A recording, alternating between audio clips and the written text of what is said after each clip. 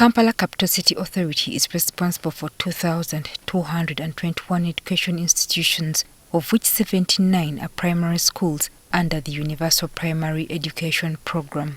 Results from the 2022 primary leaving examinations showed that 38,105 candidates sat for these examinations, but none of them scored aggregate 4, 2 scored aggregate 5, and 4 scored aggregate 6. That you get a kid in Buganda Road and is a total failure, you are in grade U.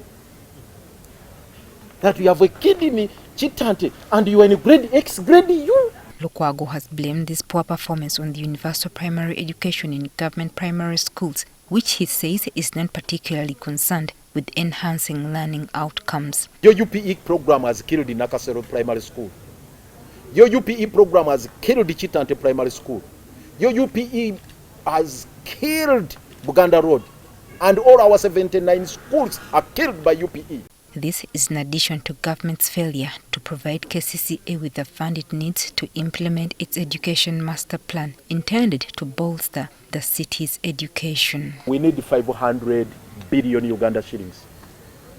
500 for a period of 5 years. But in the previous financial year, or the financial year which is coming to an end,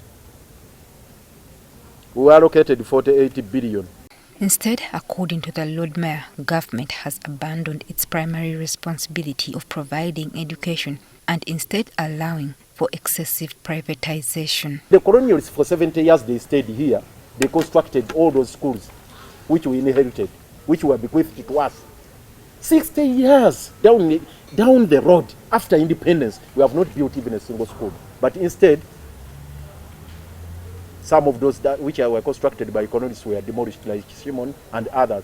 Consequently, Lukwago says government should consider eliminating the universal primary education from Kampala if it cannot enhance education support within the city. Yes, they have piloted UPE for so many years, but you will all bear witness UPE has become a debacle.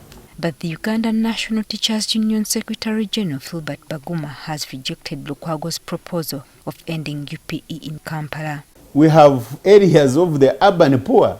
So if you do away with UPE and USE, then you will have disadvantaged a very big number of Ugandans.